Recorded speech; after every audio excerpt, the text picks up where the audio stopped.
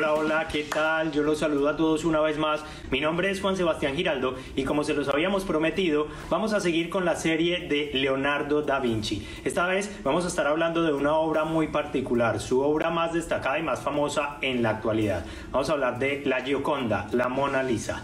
Una obra que ha estado rodeada por muchos mitos, por muchas leyendas y por muchas situaciones que han generado caos. Entre ellas, un robo que sufrió en una época en la que esta obra desapareció. Pero lo vamos a hablar con alguien que realmente sabe esta historia y que nos la va a contar al detalle. Él es Matías Bauzo. Matías Bauzo es periodista y escritor. Acá lo vamos a sumar para que ustedes conozcan más de cerca esta historia y para que también puedan preguntarle y sacarse las dudas que tienen al respecto. Matías, ¿qué tal? Bienvenido al canal. Hola Juan, ¿cómo estás? Muy bien, muy bien. ¿Vos cómo vas? Matías, nosotros estamos haciendo una serie en la que estamos hablando de distintos aspectos de Leonardo da Vinci. Hoy queremos hablar de una obra en particular y de una situación que sucedió con la Gioconda, con la Mona Lisa. Una historia que vos conoces y que nos podés contar. Contanos un poco esta obra, primero. ¿Por qué es tan importante? ¿Por qué resultó convertirse en su obra más destacada, a pesar de que es una obra pequeña, a pesar de que tiene muchas aristas que la gente duda? ¿Por qué volvió? ¿Por qué se convirtió en ese elemento icónico? Es un misterio eso. Es una obra pequeña, como dijiste vos, de 77 por 53. Pero sin duda es la obra de arte, es el cuadro, la pintura más famosa del mundo, y no es una cuestión de momentos, hace siglos que mantiene ese estatus. Es más, la obra tiene algunas imperfecciones bastante evidentes. Ajá. Con el tiempo y las restauraciones, le han desaparecido las cejas, las pestañas, que hay cronistas de la época que hablaban de las cejas y de las pestañas de la Mona Lisa, así que las tuvo en algún momento, y el fondo, detrás de ella, no coincide, el lado izquierdo con el lado derecho. Eso no se sabe si es que si fue adrede, si fue un error involuntario, si fue una cuestión que ya no pudo solucionar Da Vinci, o si fue un efecto a propósito, intentando conseguir un efecto de que la cara adquiera una especie de, como si fuera una especie de holograma del siglo XVI, para que la cara adquiera distintas gestualidades según desde el punto de vista donde uno la miraba. Hay que pensar que Leonardo da Vinci, que era el verdadero hombre del Renacimiento, ¿no? Porque cubrió con sus intereses, cubrió todas las ramas del conocimiento y de la ciencia posibles. Era un hombre absolutamente adelantado a su época. Lo llamaron el hombre del milenio y muy probablemente lo haya sido. Se conservan nada más que 20 obras de él, pictóricas. Por eso también la Mona Lisa tiene su importancia, porque es una de las manifestaciones, una de las escasas manifestaciones que perduraron de la obra de Leonardo, de la obra pictórica de Leonardo. ¿Cuál es el motivo por el cual logró esta fama? Es muy difícil, son esas cosas misteriosas, y todo lo que genera la Mona Lisa, tanto es así que tan importante la obra que tiene 3 nombres, es la única obra que tiene 3 nombres. Claro. Porque la Gioconda, el verdadero nombre es Lisa Gherardini, esposa del Giocondo, que era el marido. Que es la mujer que aparece ahí realmente. Que es el nombre real de esa mujer. La Mona Lisa, que es la señora Lisa, o doña Lisa, digamos, o la Gioconda, esto es la esposa del Giocondo, que era el marido. Claro. Estos son los 3 nombres con los cuales se conoció. Otro de los misterios de la obra es que no se sabe bien cuándo Leonardo la pintó. Hay un periodo entre 1503 y 1516, que es donde la pintó y donde la terminó, pero no se sabe bien específicamente en cuál de esos 13 años él trabajó intensamente en la obra, si él fue el trabajo a lo largo de una década, o si fue tarea de unas tardes y ya. Claro, el trabajo de Da Vinci fue muy famoso porque en muchas oportunidades empezaba y nunca terminaba, pero digamos que esta es una de esas obras que podemos decir terminó, o no sabemos si la logró terminar o no, pero se ve como una pieza terminada. No sabemos por el tema este del fondo, pero Claro. sí, claro, se ve como una obra terminada, pero una de las cosas es que entre sus tantos intereses dejaba su tarea artística muchas veces inconclusa, sus obras. La obra la adquiere el rey Francisco I, no se sabe tampoco bien cuándo, si es en el último año de vida de Leonardo o posterior a la muerte de Leonardo, pero en ese tiempo, digamos, en 1517, 1518, entre 1517 y 1520. La obra después empieza un derrotero, Napoleón se la lleva al Palacio de las Tullerías, hasta que en un momento ya se instala en el Louvre. Y ahí queda, en el Louvre, y se convierte en visita obligada de cualquiera que entraba al museo. Digo, no es que en la actualidad sucede eso. Sí, hace siglos, claro. A fines del siglo XIX, a principios del siglo XX ocurría exactamente lo mismo. La Gioconda era como el gran punto de atracción, lo cual llama la atención porque es un retrato pequeño, oscuro, pero está el tema de la mirada, está el tema de la sonrisa, que según desde el punto de vista que uno mire el cuadro, está sonriendo o no está sonriendo. Los especialistas dicen que ese fue un efecto absolutamente buscado, y hay toda una explicación óptica para ese fenómeno, y que es parte de los conocimientos de Leonardo, que provocar ese efecto, digo que no salió de casualidad. Y la obra siendo como la obra del Louvre, la que concitaba la atención de expertos y de no expertos, en 1911, en agosto de 1911, el 22 de agosto de 1911, un martes, amanece la pared desnuda, amanece el muro rojo con los 4 bulones que tendrían que sostener al cuadro. Hay siempre en todo ese tipo de museos hay pintores que piden autorización para hacer una réplica de la obra, se paran con su atril delante del cuadro y lo pintan. Esa mañana un pintor había pedido autorización, y cuando llegó se encontró con el agujero y dijo, pero qué mala suerte, justo se la llevan en el momento en que ¿por qué no me avisaron si yo pedía autorización? Esperó hasta que se cansó y fue a dar aviso. A dar aviso. Pero nadie se preocupó. ¿Por qué?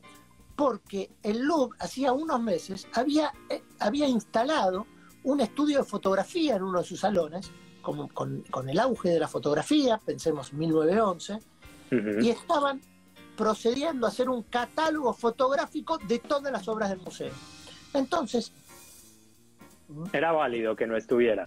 Decenas de obras por día eran bajadas por empleados del museo, las llevaban al estudio, le sacaban la foto y las volvían a colgar. Ese proceso llevaba un tiempo. Entonces pensaron que estaba sucediendo eso. Cuando fueron al estudio de fotografía, la obra no estaba, y ahí recién se dieron cuenta que se la habían robado.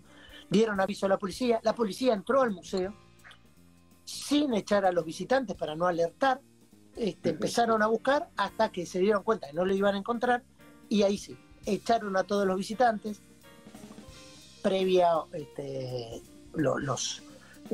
controlaban bien que nadie se llevara nada, y cerraron el museo y se pusieron a buscar. Lo que se dieron cuenta ahí es que el día anterior, lunes, esto era un martes, el lunes era el día que el museo estaba cerrado. Y uno dice, el museo está cerrado, no hay movimiento casi. Pero, para ese entonces, perdón te interrumpo, la obra sí, ya tenía la importancia que sigue teniendo, pero no tenían las precauciones ni los cuidados necesarios con el tema de seguridad, ¿o cómo es el tema? Claro, hay algo que sucede que es, primero, que no estaban las cuestiones tecnológicas de seguridad que pueden existir ahora. Pero aparte, primaba como una buena fe, en el sentido de quién se va a robar la Gioconda. Claro. Era como inimaginable. Entonces, los lunes, los días donde no había visitantes, donde estaba cerrado al público, había un batallón de gente también, porque estaban remodelando, estaban haciendo refacciones en el Louvre, entonces había un montón de empleados, más los empleados de mantenimiento, más los de seguridad, más los del estudio fotográfico. Entonces el movimiento y todo lo que estaba fuera del lugar se consideraba natural que un lunes estuviera fuera del lugar porque era parte del trabajo. Lo que sucedió con la policía es que en la búsqueda buscaban, la primera hipótesis fue: alguien en un descuido descolgó el cuadro, cortó la tela, la enrolló y se la llevó. Hasta que horas y horas después alguien les avisó: no, nadie cortó la tela porque es una tabla de álamo, es imposible enrollarla. Claro. No era sobre un lienzo, está pintada sobre una tabla de madera. Tanto es así que el cuadro, la tabla tiene una grieta en la parte superior, y los especialistas nunca se lograron poner de acuerdo si esa grieta responde a una grieta original que tenía la tabla o fue producto del paso del tiempo. Claro. Es algo que nunca pudieron saber. Bueno, el resultado fue que en cuanto a la importancia de la Gioconda, el hueco en la pared batió récord de visitantes durante los 2 años y 111 días que el cuadro no estuvo. La gente, en un gesto llamó más la atención el espacio vacío que la misma obra.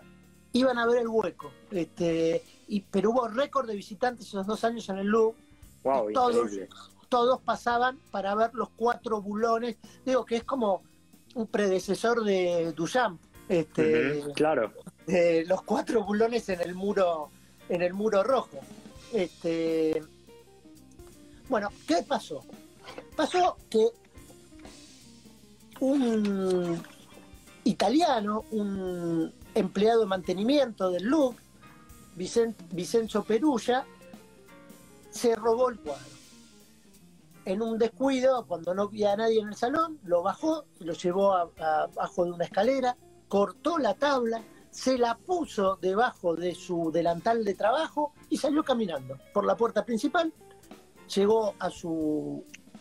Sin ninguna seguridad, sin nadie que lo registrara, nada. En ese momento no. Sin nadie que lo registrara, pues nadie pensaba que un lunes que estaba la gente de mantenimiento podía pasar.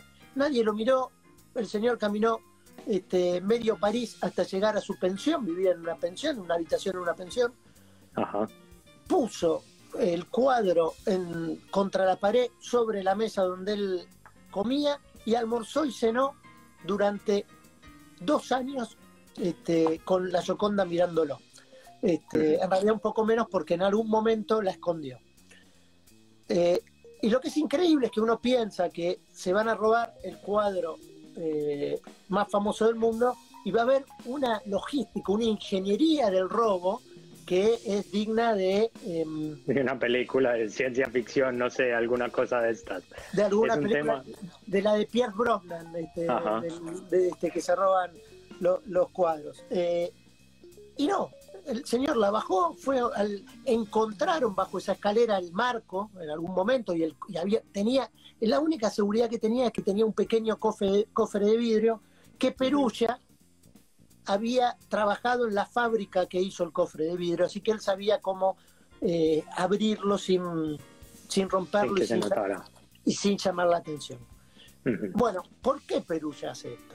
Digamos, que es lo hace él solo, trabajaba para alguien que hipotéticamente se llamaba Miguel Balfierno, que era un argentino radicado en París, que había gozado de una gran fortuna, un millonario que vivía la gran vida, muy posiblemente fruto de los campos de su familia en la Pampa Húmeda en la Argentina, que hubo como un gran durante unos 30, 40, casi 50 años, de fin del siglo XIX hasta la Segunda Guerra Mundial. Hubo como una gran cantidad de argentinos ganaderos que se daban la gran vida en París. Se dio tan gran vida Valfierno que en algún momento esa plata se le acabó y él ya tenía 60 años. Y si nunca había trabajado, pensó que no era momento de ponerse a trabajar a los 60 años, entonces dijo: ¿de qué manera puedo recuperar una fortuna sin trabajar? Entonces aprovechó sus contactos en la noche, pues en la noche uno conoce a mujeres, a príncipes, a deportistas, a escritores y a malandrines. Y se acordó que, tomando alguna copa de madrugadas, había encontrado este hombre, este italiano que trabajaba en el Louvre, y dijo: bueno, lo contactó y le ofreció que él robara, le explicó cómo lo tenía que robar, y que apenas desapareciera la Gioconda, él se iba a contactar, Valfierno se iba a contactar con Perugia, le prometió el pago de una suma astronómica, le pagó un mínimo anticipo y le dijo que el resto era cuando tuviera el cuadro, y que se iban a acabar todos los problemas en su vida. Naturalmente, él no tenía con qué pagar el cuadro directamente. Él no tenía con qué pagar. Él tenía muy pocos fondos y lo que hizo con esos fondos fue contratar a un falsificador que se llamaba Yves Chaudron, un francés, y le ordenó que hiciera 6 réplicas exactas de la Gioconda. Si el robo fue el 22 de agosto de 1911, Valfierno se encargó que en julio de 1911, un mes antes, esas 6 réplicas ya estuvieran listas en América, que hayan cruzado el Atlántico. Las mandó por barco. ¿Por qué las mandó antes del robo? Porque las aduanas no iban a revisar, no iba a llamar la atención. Entonces eligió que mandarlas antes. Pero esas réplicas las hizo el pintor contratado después del robo. Las hizo antes del robo. Ok. Las hizo antes del robo y él las mandó a América antes del robo. Ok. Una vez que la noticia salió en los diarios, salió en las tapas de todos los diarios del mundo, él se puso a contactar a 6 distintos coleccionistas argentinos, brasileños y norteamericanos para venderles la obra. Entonces, no es que vendió una Gioconda, vendió 6 Giocondas. Y con eso a precio de original. A precio de original, claramente. A todos les decía que él tenía la Gioconda y si querían que en su colección particular estuviera la Gioconda. ¿Qué millonario, qué coleccionista iba a poder resistir esa tentación? O sea, el precio era incalculable. De hecho, hoy la Gioconda no tiene cotización. Salió hace poquito una nota al respecto, salió una nota que hace muy poquito que la Gioconda es una de las pocas obras de arte que no tiene cotización, no tiene un valor. Es tan alto el valor que no tiene valor. Y él contaba con otra cosa, que es que si descubrían el timo, si descubrían el fraude, nadie iba a salir a hablar, por 2 motivos. Primero, porque nadie quiere quedar como un tonto. Esta gente con tanto poder, con tanto dinero, no querían quedar como los engañados ante el público. Segundo, nadie quiere quedar como un delincuente, y no iban a autoincriminarse públicamente. El que lo denunciara se autoincriminaba públicamente como que él le había comprado. Fuera cómplice del robo. Lógicamente. Entonces él contaba también con ese silencio. El pobre Perugia... Pasaba mucho en esa época que la gente, y más que todo la gente adinerada, se guiaba por la sociedad, por las posiciones, por los comentarios, y supo manejarlo muy bien entonces. Él encontró ese punto ciego en la historia. Hay que pensar una cosa: el pobre Perugia se quedó con el cuadro, comiendo arroz, mirando el cuadro. hasta que en un momento lo escondió, pues dijo, va a entrar alguien a la pensión, lo escondió. Lo van a ver. Y Valfierno nunca más se contactó con él. O sea, nunca cobró el dinero. Y Valfierno robó la Gioconda, por llamarlo de alguna manera, sin haber entrado nunca al Louvre, sin haber puesto un peso. Y sin haberla tenido. Sin haberla tocado, sin haberla visto, y la vendió 6 veces. Eso es increíble. Es una mente criminal, pero una mente muy trabajada, no sé cómo decirlo, que tiene esa astucia y esa pericia. Blanco, un robo de guante blanca que ni siquiera él lo robó. Perugia, 2 años después, ve en el diario que un galerista de Florencia compraba esos, como ponen los diarios, vendo biblioteca, compro y vendo biblioteca, bueno, que compraba obras de arte de calidad. Entonces se contacta, le manda una carta y le dice que tiene la Gioconda para vender. El galerista no le creyó, este galerista se llamaba Alfredo Gheri, no le creyó, y fue tanta la insistencia que dijo, bueno, lo recibo.